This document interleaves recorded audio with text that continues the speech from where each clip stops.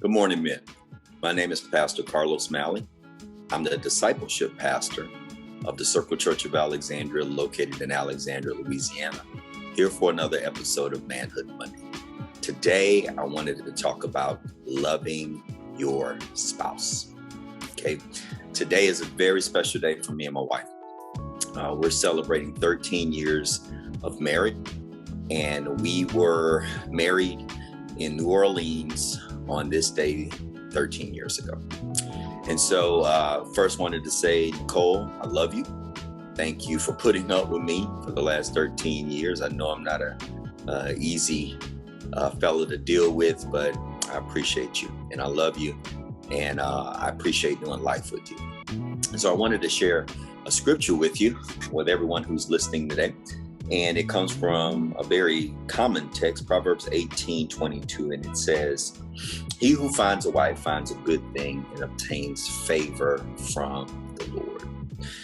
And I met my wife in 2005 at a Thanksgiving event.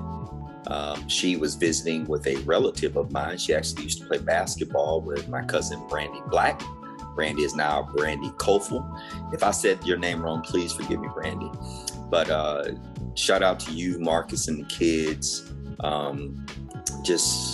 It's a blessing to see what God is doing in each of your lives. And so I wish you continued success, and forever indebted for you introducing me to Nicole. So thank you and love you.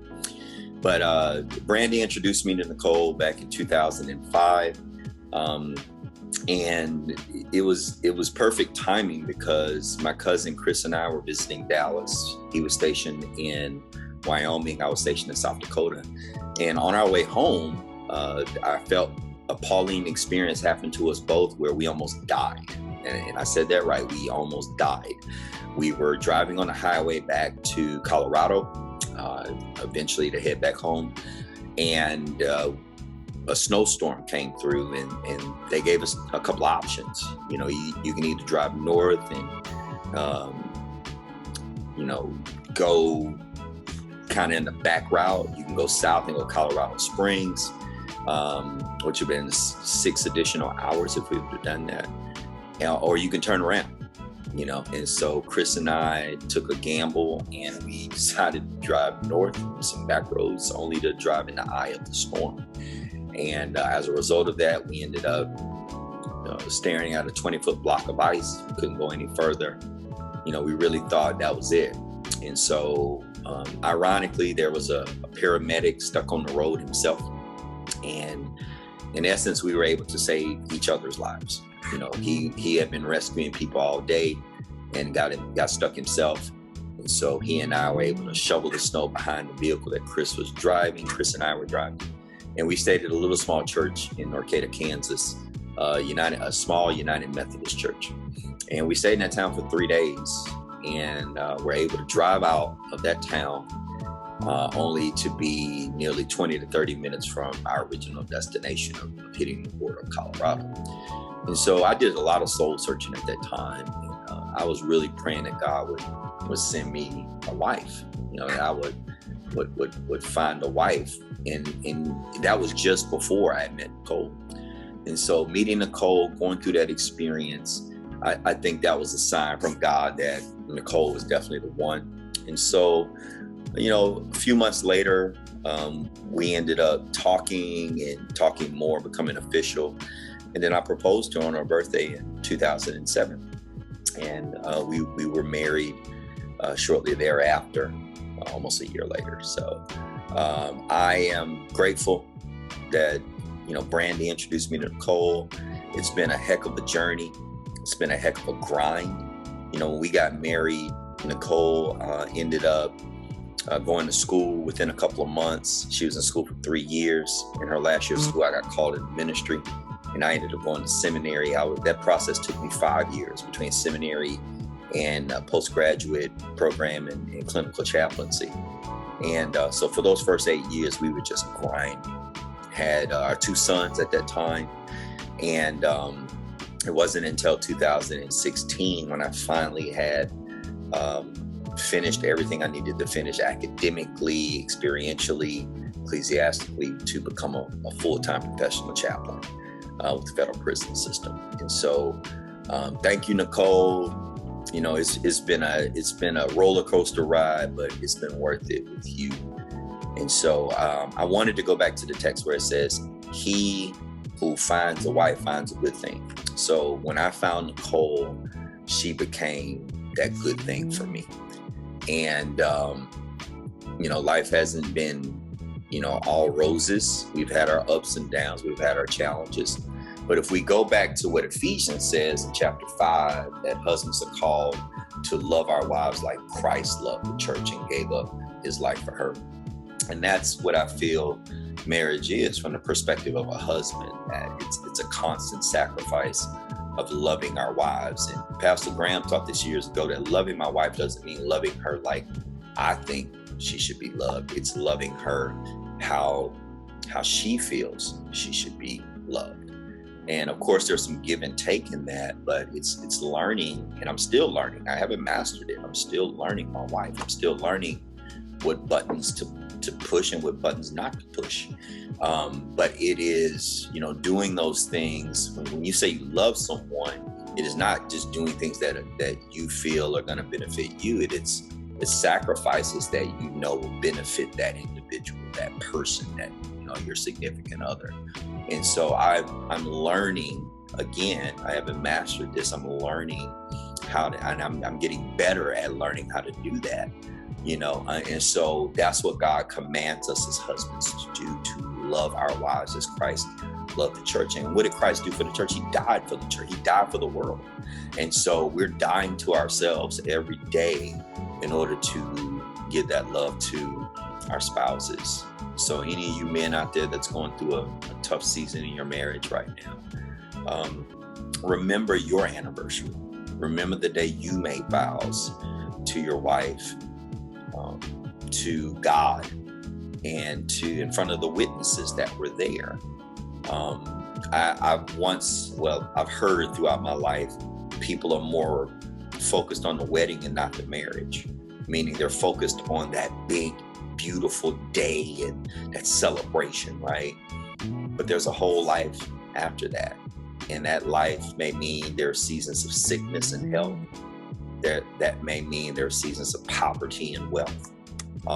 There may be seasons of death in both sides of the family. And we've certainly gone through all of those seasons, Nicole and I. We've been in abundance, and then we've been in famine. We've witnessed family be sick. We lost loved ones to cancer. And so we've been through all of that, and we will continue to go through that in the sinful world that we live in. And so if that's you today, I want to encourage you that just like I have my own testimony and story, I know you do too. And so don't just focus on the negative, work on the negative, work on the things that you need to work on. We have this saying, we cover, we don't criticize, and so there are strong things that I bring to the marriage, but there are weak things that I bring to the marriage, things I need to improve on. There are strong aspects that Nicole brings to the marriage. There are things that she needs to improve on. And so we work collectively as a team together to cover and not criticize. And I encourage you to do so. And then the second half of that text, it says, and obtains favor from the Lord. I believe this wholeheartedly, that my success is directly connected to how I treat my wife and how I love my wife. Because it says, he who finds a wife finds a good thing and obtains favor from the Lord. I look at my wife as my favor. I think I am living in the favor and the blessings that is on Nicole's life.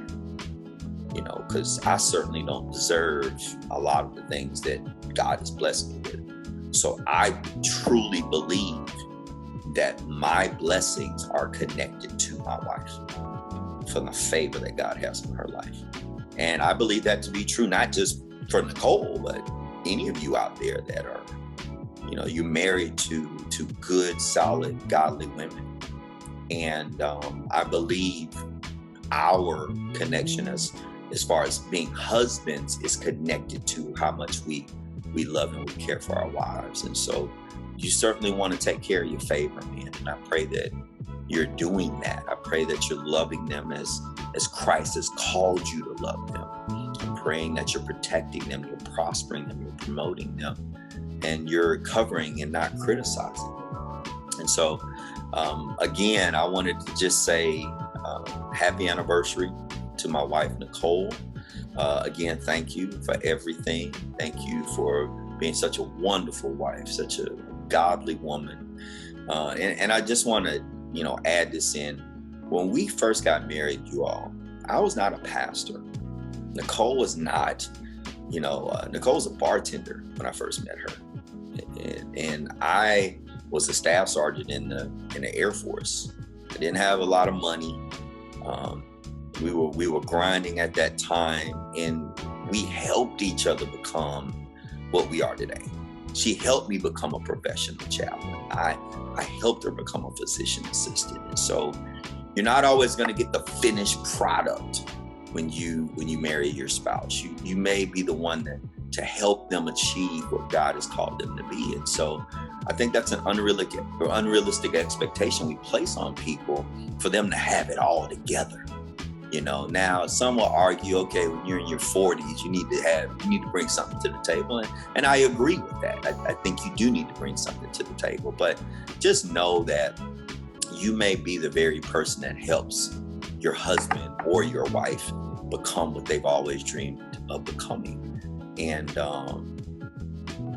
so be mindful and cognizant of that, because if Nicole would have wanted me to be all that from the beginning, it just wasn't going to work. But she helped me become what I am today. So I appreciate that, Nicole.